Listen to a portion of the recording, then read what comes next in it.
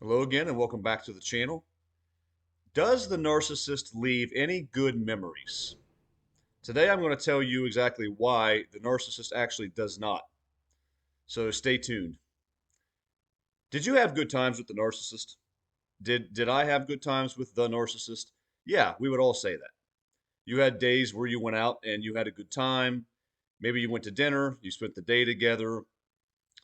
Plenty of times that you went shopping, maybe even just a trip to the grocery store to get stuff for maybe a dinner you were going to make later, supplies, and you could have really pleasant times. I think all of us would agree that the narcissist can be a blast at times. They can be fun to be around. Because remember the person that they show themselves to be, say at work, say at church, say at community events, that fun loving, gregarious, charming person that all of us thought we were getting. Yeah, we get that every once in a while, especially at the beginning during the love bomb, though even the love bomb's not as good as people often say it is. The love bomb is just what a relationship's supposed to be like. It's just that we compare that to what happens later, and the love bomb seems so amazing. Well, we got that person every once in a while because they'd breadcrumb us. Every time that they thought we were pulling away, anytime we might have been starting to figure them out, maybe they were low on supply. Another thing they often do that people overlook, and including myself, I don't mention it often enough, is they shower you with those little good times and those breadcrumbs when they feel shame about things. And yes, they do feel shame about things. I'm not saying they sit and they writhe around in guilt and pain and torment over what they do to us because they don't do that. But they do know what right and wrong are. They do know the concepts and they do know that they every day choose to not be good. And they do terrible things to us. And occasionally when they do that, just say you showed up one day to the narcissist's house and they were just bubbly and laughy and they were so excited to see you and you knew this was going to be a good day. Well, why did they do that? Oftentimes they did that because they had shame over something they did behind your back and now they're going to try to make it up to you. That's how they do this. So, did you ever have good times? Yeah. A nice dinner, a nice day, maybe whatever you did. Here's my thing. Once you get out of the relationship, or if you're still in it, I pray you're not and that you get out, but you can look back and ask a different question. Do you have good memories with the narcissist? That's a totally different thing. You had good times, but do you have good memories? And the answer to that question is emphatically no. And here's why. There's two major reasons. The first one is every good event and every good day, everything that you would call worth being with them for was sandwiched between terrible and negative events, wasn't it? Think about that. Every time that I looked back for a while after the relationship and I would think about one of the good times, I would immediately be bombarded by all the negative things that happened before and after and all around it. Because they'll never just give you anything truly good just by itself, just to have it. They can't do it. They thrive on instability and unrest and chaos. That's how they function. They're not going to let you have a really good, genuinely awesome moment in time or period of days with them without something going awry. They're not going to. Holidays. I mean, it's cliche that people say that narcissists blow up holidays, but they do. Holidays, birthdays, all special events. The narcissist probably made your birthday about them, or they bulled around, or they were slow to get out the door, or they didn't text you half the day, or they acted like you didn't exist. They gave you silent treatment. They probably did that. If they did, for some reason, if you had a good birthday with the narcissist, you better believe they were either feeling shame or they had been pounding you before and well after the event. Every holiday, Easter was blown up, Christmas was blown up, Labor Day weekends usually blown up, a Memorial Day weekend would be blown up, Thanksgiving, because what they would typically do is they would just go silent, or like I said, they'd fool around, they'd be unhappy. You might have gotten a text the morning of Thanksgiving or Christmas, and said, I think we're going to sit this one out this time.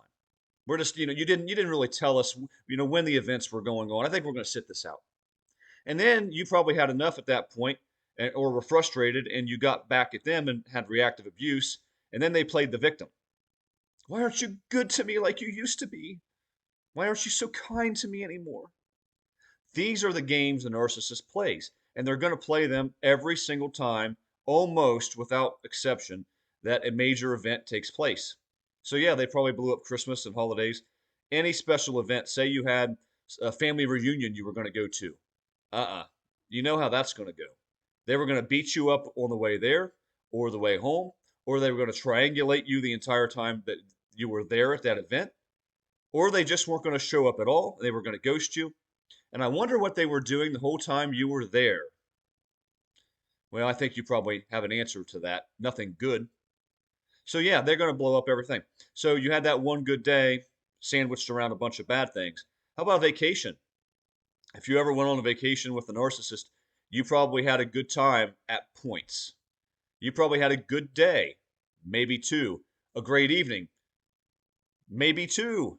But you knew sooner or later the shoe was going to drop, the coach was going to crash to the ground, and everything was going to go wrong. Because it always works that way with the narcissist. You probably had, over the course of your relationship, some awesome dinners out or lunches where things were going well and you had pleasant conversation. They seemed to be happy. You went and you had a good meal and you laughed. But you know what happened a lot of those times? Yeah, they triangulated you with somebody else out at the restaurant. Maybe you were there trying each other's dishes at a new restaurant, talking about, was this good? Was that good? And maybe they just looked over out of nowhere to somebody at a table of the opposite sex, someone of the opposite sex, and looked over and gave one of those smirky faces out of nowhere. And maybe you sat with your jaw on the floor saying, "What was that? What?" And you probably got something like this after you even so much as questioned them for flirting in front of your face. You probably got, "Well, the waitress was acting really weird, and well, you've been doing strange things all day. Actually, last night you were talking to other people and looking at other women." Projection, deflection, blame shifting, all of those things at once. And then they probably gave you silent treatment for the rest of the day or days following that because of what they did. See, that good time you were having is sandwiched around a bunch of negativity. So maybe you having a good day with a narcissist, just another example, and things were nice and you thought, man, this relationship is going the way that I'd like it to go. This is what it should be like in a normal, healthy relationship. Maybe we're on the up and up here. No, you're not. Because maybe out of nowhere they brought up a name and said, Alan. Well, who's Alan? I'd never date a man named Alan. Oh, wait, I did. That's right. I dated him for a long time, actually. This is just an example. But why do they do these things? Triangulation. Because you were having a good day. It was going just a little too well, wasn't it? And they had to blow it up. They have to throw a pipe bomb. So this is the stuff they do. This is why there's never such thing as a really, truly, authentically good stretch of time with the narcissist. Basically, everything has a bitter taste because what occurred around it. You literally cannot. I beg you to try. You've probably done this, but think about the best times you ever had with that person. And then think about what occurred around those times. Before, after, I'll bet you the good time was sandwiched in between some really awful stuff, because it always is. If it wasn't that way, they wouldn't be the narcissist, and the relationship would have probably lasted and been pretty good, at least solid, right? Here's number two reason why there's no good memories with the narcissist. And this settles it for me. So when you look back and you realize who they were, you come to understand that every seemingly authentic time you had with them was fake. Matter of fact, every single thing about that person was fake, and everything that occurred during that relationship was fake. I've compared this before, but it's worth bringing up. If you've ever seen the movie Fight Club, The whole time there's the main character who's basically unnamed, and then there's this his friend or this person he meets named Tyler Durden, played by Brad Pitt in the movie. And Edward Norton's character is the main character. Brad Pitt's the alter ego, as it turns out. I'm going to spoil it if you haven't seen it, but you should still watch it because it's interesting. Well, the whole time, the main character thinks that he's got this friend, that they're best buddies, and he's courageous. He's everything that Tyler Durden. He's everything that the main character isn't. He sees that in Tyler Durden, Brad Pitt. Well, they go through this whole movie. They have events together. They fight together. They have relationships with different people, and they're like a team. And then at the end of the movie, the main character realizes that Tyler Durden was never real all along. It was just him. It was an alter ego. And so it does this flashback of all the events. They're sitting outside a bar having beers together, and the main character is kind of handing him a beer, and it falls to the ground because there's nobody there. And he has this whole series of flashbacks. That is the same thing with the narcissist. You were actually alone the entire time. Everywhere you went with the narcissist, you weren't there with someone. They were basically a vapor, a hologram. Because you were there with an inauthentic individual that has nothing in here. They're void. They're hollow. All they have is demonic attachment. But whatever it takes to be a substantive, true human being, they got rid of and abandoned a very long time ago, someplace in the past, probably long before you met them. So the reality is, everything that happened in that relationship was a fraud. That's why there were no really good memories. Any good memories you had were because you made them, and because I made them. Because we went and enjoyed something. Because we went and we gave it meaning. Not because they did. They were just a character in a movie, basically. And that's their whole life is a movie. They run on a script, and they write that script the whole time as they go, and we know that. But they were there, we thought, but it was just a hologram. It was Tyler Durden in Fight Club. So it's things they do, like they pretend. Maybe you went and you picked out an engagement ring with the narcissist, for an example, and they acted like, gee, this is the first time I've ever done this. Oh my gosh, I don't know how to do any of this. And they're looking around at rings and they're asking questions, and I don't know anything about this, and you think it's special. You think it's really unique. And then you later learn, maybe, that that was the fifth or sixth time they have gone and done such a thing. It wasn't unique, it was a fake from the beginning. They were just playing a game. Same with marriages. You finally decide, for people like us, you're going to get married. That's a lifetime commitment. We don't think of it as disposable the way that society does and the narcissist. Well, guess what? They don't see it that way at all. So they made a big to do. We're going to get married. It's going to be great. And, you're the love of my life. And then we did it, right? Or some of us did it. Thankfully, I didn't marry the narcissist. I feel sorry for some of you guys that did. And maybe are still married to the narcissist. I don't know. Hope not. But they probably pretended that this was the greatest thing. And even if they've been married before, well, it wasn't like this. It's not like us. Wrong. Total fake, total sham, future faking all the way. Nothing was ever authentic. So the good memory you had of walking down the aisle and saying I do and repeating your vows and maybe going and having a reception or having a honeymoon that they probably blew up, any good time, any good thing that came out of that, you realize in retrospect was a fraud, a sham, because you were there with a totally inauthentic person who was just faking the entire thing. And that's the truth. Maybe they told you stuff like, maybe you asked them, well, what's different about our relationship? You say it's so much better than anything, and they might just look at you because they don't have specifics or details, and they'll say, everything, everything's different about this relationship. And you believe them because you're being mirrored and future faked and love bombed, and they're pretending to be everything that you want.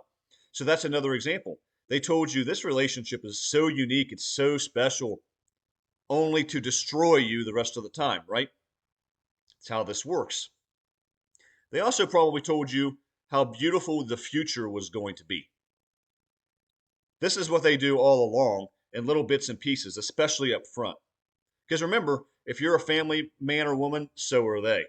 If you want a family, so do they. If you don't want a family, they don't either. If you want to move down south, so do they. If you want to build a business, they do too. Imagine that. You like to fish? Well, so do they. Whatever it is that you're into, that's what you got mirrored back at you by design because that's their game plan. But they told you the whole time our lives are going to be so beautiful together. It's going to be wonderful. Yeah, we are going to move down south. We're going to save money. We're going to work. We're going to have this. We're going to have the house that we want to have, the life we want to have. I'm all in. That's the impression they always give you. And they painted this beautiful portrait with all the wonderful colors, every color you can imagine. And it was beautiful of what this future was going to look like, right? But it never was. They never meant it. They never intended it. Not with you, not with anybody in the past, not with anybody in the future. So I'm not going to dive deep into this, but again, I have to say it. If you think the narcissist went and got it right with somebody else, or that now they're changed, now they're different, they found just the right situation set up, it's so good, he or she's so wonderful, now they've figured it out, they're getting it right. Wrong, wrong, wrong on every single level across the board. That's not how this works. Their life's mission is to fool you and the world and themselves and everything into thinking that they actually are relationship kind of material and they are getting it right and they are the person that you thought they'd be. That's their whole life's mission. So, anyway, this gets back to the point. They were going to tell you how beautiful everything would be in the future. But you realize in retrospect, they never meant one single solitary bit of it. So, when you look back on this relationship, if you're still in it or not, you will understand you had good times with them. There were many instances, probably many days, many stretches. Maybe you had at times, even after the devaluation began, and maybe you still had a time where you got a week or 10 days or 2 weeks that were really good out of them, and they were on best behavior, and you thought, man, this is everything I always wanted. It's not though, was it? Because before that it was disgusting behavior, it was abuse. After that, it was disgusting behavior and abuse. Any good thing was sandwiched between terrible things. I guarantee it. Correct me if I'm wrong. Drop comments if you don't have this experience. I'd love for someone to say, no, I had a bunch of great experiences with the narcissist and they weren't sandwiched around negative things. If you tell me that, if you tell me that, I'm going to say this to you. You weren't with a narcissist. You were not with a narcissist if that's the case. Because that would mean that you had a steady, stable relationship for the most part, or at least for big stretches. That's not possible in the narcissistic relationship. If it were, you'd still be in it. You'd be happy. You wouldn't be on this channel, right? But anyway, drop comments below if you have this experience or you haven't. So that's the first thing. Everything's sandwiched between bad events. And the second reason why you don't have good memories, only good times, is that the whole thing was fake. Any good time you did have was inauthentic. It was with a hologram, a fake shell person that didn't love you, that doesn't love anyone, that doesn't love themselves, it doesn't trust or respect themselves. Yeah, they're incredibly prideful, they're self-centered, but they don't love, they don't respect, they don't cherish or value themselves or their kids or anybody else before you, after you, or any point in history or in the future. So yeah, you had good times with the narcissist, but it was all a sham. You don't have any good memories, do you? I don't.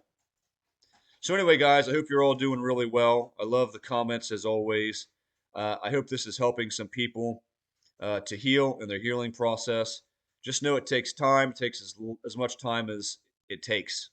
There's no ending point. But hopefully you're moving in the right direction every day. And I do hope that many of you on the channel will get to a place where I'm at, where the narcissist doesn't exist. They're so small I can't see them in the rearview mirror anymore. And so I love talking about this because I know it's helpful for people. Anyway, come at you again with another one really soon. Until then, God bless.